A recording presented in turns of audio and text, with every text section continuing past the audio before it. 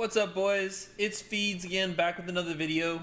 Was gonna go over a new hero, well, not new, one of the newer heroes that came out recently, Cruetraxa. I kind of lucked out with her, or Cruetraxa. I lucked out with her and got her out of a Void Shard for my my monthly turn-in. So I was really fortunate to get it, and I've had a lot of fun with her. Obviously, I'm still powering up just a little bit more. I need to get, obviously, some skill tomes for her to make her the best that she can possibly be. But even without all of the buffs and the tomes and all of the stuff, she's still incredibly strong for a couple different reasons. So I'll kind of go over the build first, talk about what I did with her, and then I'll jump a little bit more in depth with my future plans for her. So her skill sets. Her A1, which is actually really good, attacks one enemy 4 times, ignores 50% of the enemy defense. You can stack that up for 25% more damage once you get it fully maxed out. Her A2, Curse Writhing, which has a cooldown of 4 turns. Attacks one enemy, has 50% chance of placing a 25% weaken debuff for 2 turns.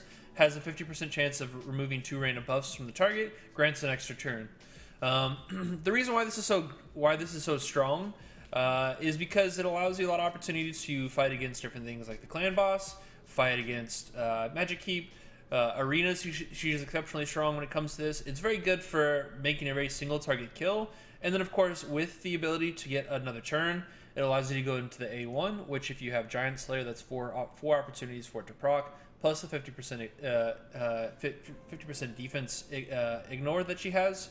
In addition to the set that I run with, of course, is Lifesteal and Cruel, which gives you another 5%. So you effectively get 55% ignore defense on all your attack, plus the attack percentage that comes with it. So she's exceptionally strong against fighting against high defense heroes. She's great for fighting against high HP heroes as well in the arena, which makes her very versatile. Her only shortcoming, of course, is if you run with whatever build that you decide to. Ultimately, she doesn't have a lot of AoE to kind of go into. Now, the reason why she's such a beast is her A3. It's not technically an attack, but Rite of Rebirth places Revive on Death buff on this champion for 2 turns at the beginning of each round. Places Revive on Death buff on the champion for 1 turn when this champion kills an enemy. Does not occur with Spiderlings, so basically you can't abuse it in the Spider, which you wouldn't want to anyways when it comes to. And then of course she's got a Aura, increases attack, ally attack in all battles by 24%. So what I've used her for was a couple of my Nightmare boss clears.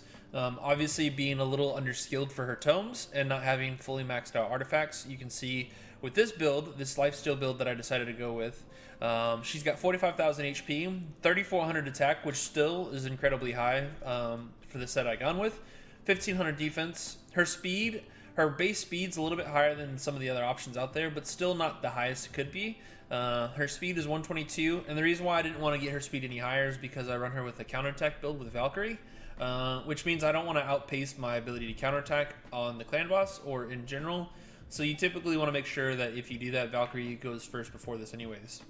Where you're going to see kind of lacking is, of course, on the crit damage or crit rate and crit damage. Like I said, I didn't design her to be a crit build. I went with a certain set of masteries that goes into it, specifically for things like higher HP mobs and that. Talking about the masteries, you'll see why I went with those builds. So as you can see, I went with, of course, my crit rate and then crit damage. Ultimately, I think you can switch over to your attack so you can get the extra 75 attack versus doing the crit damage. For future builds, I probably will try out a crit build with her. Treat her kind of like a 1-turn killer if I could. But for the moment, I'm going to stick with my lifesteal build. Ultimately, the most important part about this build is making sure that you have Giant Slayer, which allows you to do the extra % damage to the boss. This is pretty significant on a clan boss. If you attack and counterattack, you're effectively hitting him 8 times with 8 chances for the Giant Slayer to prog, which makes her one of the strongest A1 target or A1 killers out there. Now, what I will end up doing is going with Sniper, which increases the chance of placing not Sniper, excuse me. What was it? Oh yeah, increases speed for each dead ally. This one's only really important for like arenas and later game and clan boss and stuff like that, but not super significant. And then of course, as you can see, I went with kill streak. Not something I particularly cared for or wanted, but in order to get my Giant Slayer, I needed it because of course I went with lifesteal damage as well as the Cycle of Violence has 30% chance of decreasing the cooldown of a random skill by 1 turn if the damage inflicted by a skill exceeds 30% of the target's max HP. This is good for arena. This is good for some of the lower clears. You can do this on campaign as well. The reason why it's good is because her A2 allows her to basically get an extra turn. So if you kill, then effectively you can recycle that going on with it. So it makes her pretty convenient. She's not the best clear for campaign, but ultimately puts her in a relatively good spot overall when you're looking at those things. Things to kind of note that makes her even better is, of course, with the Void Affinity. It means she has no weakness. So whatever area you take her into, you're going to be in a spot that allows you to do a lot of different things with her, and not have a particular weakness that goes into it. The other thing too is that you can actually pair this up with a lot of other things that go into it, such as things like Spider Boss, later game Spider Boss, Dragon,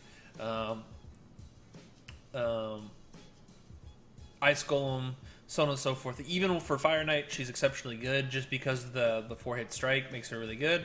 And then, of course, being able to remove buffs makes it super convenient for all that stuff too. So, future builds, just to give you an idea, I was going to run a crit and crit damage build with her, just pure crit damage, with an unkillable buffer and a counter strike.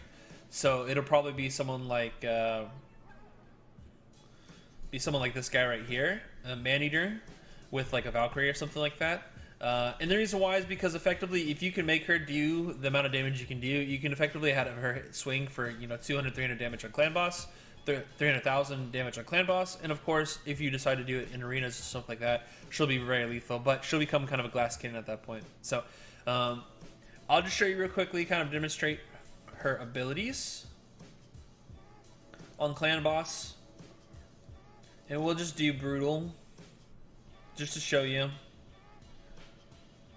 Actually, we'll make it a little bit easier for you. We'll just kind of show you on easy, and I'll run just with Valkyrie and actually,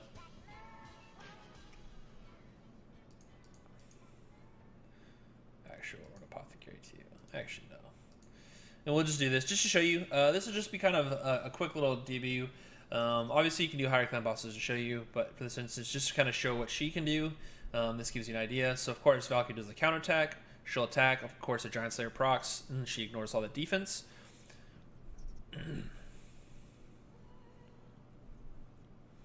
Makes it pretty convenient, and then of course she gets the strikes again. So she can chunk pretty hard. The significance of the amount of damage she can do, plus her lifesteal, makes it very viable for a clan boss. Because this can take out some of your healing options. Like I used to run with, or I run with a Bed Alcazar normally. I can take out my Bed Alcazar if I run lifesteal with him, with her, as you can see. And then of course it gives me the functionality as well, in the process of killing things when it comes to it. So as you can see, ignores the defense, does a whole lot of chunk when it comes to it, gives you a lot of viability in the process of it. And more than anything else, you can see just keeping the damage up constantly for it. Obviously, this is a clan boss to kind of exacerbate a little bit kind of what she can and can't do. But it just gives you an idea overall of the damage output she does have as far as that. And then as you can see, running with the counterattack build makes it very convenient. Unfortunately, in this case, we're outspeeding it just because there's only two of us, which puts us in a weird spot.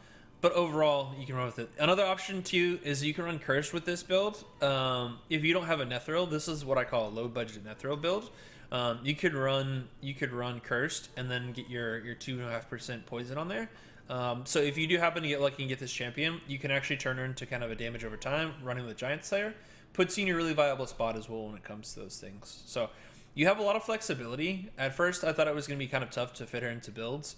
As I tried around some of the higher stuff, Dragon 20, Spider 20, and so on and so forth, it gave me a lot of options and opportunity. I think she has a high degree of flexibility when it comes to builds, just because all you have to do is go something proc based or go something that will build around her ability to attack a lot, and then puts you in a really good spot overall. Obviously, you can see doing the auto damage, she goes through her A2 pretty consistently in the process, and then of course applying that weaken debuff, which helps a lot too. So not a whole bunch of issue when it comes to those things in the process of destroying just the clan boss. As you get to higher ones, you'll need some protection. So this is where the unkillable buffs, revive buffs come into it. She meshes well with Tayrell as well, so you have the opportunity to put weaken and the defense reduction on there as well. She does great with a lot of different builds. Works well with Apothecary, any speed-based characters. So she's kind of a plug-and-play hero. To an extent, I kind of treat her like she was Foley for an instance. So if you can combo those two with the right setup, I think unkillable and counterattack is actually a really good way to go. You can probably get her to do in the ballpark on a Nightmare boss anywhere between 5 to 10 million damage. And the reason why the range is so far with her is just because, of course, Giant Slayer procs, and then, of course, how quickly you can get out the damage out before you get into the later phases of Clan Boss where he starts doing more damage in that regard. So, makes it pretty easy for the most part. And then, as you can see, as she does her A2, she effectively gets her A1. And so, she doesn't hit for 4 times, she ends up hitting for 5. Plus, you get Giant Slayer procs when it comes to it, and you ignore the defense when you're looking at that stuff. So, she's just going through it, as you can see, just chunking. Stuns, obviously, will put kind of an issue to it. And then, of course, if she gets her Giant Slayer procs, there we go with the heal. And then she just goes through it again. So he'll go through, she'll do her damage. And then, of course, that's where it becomes messy because the stun comes to it. So she's not impervious to it. As you can see, 3.358 million.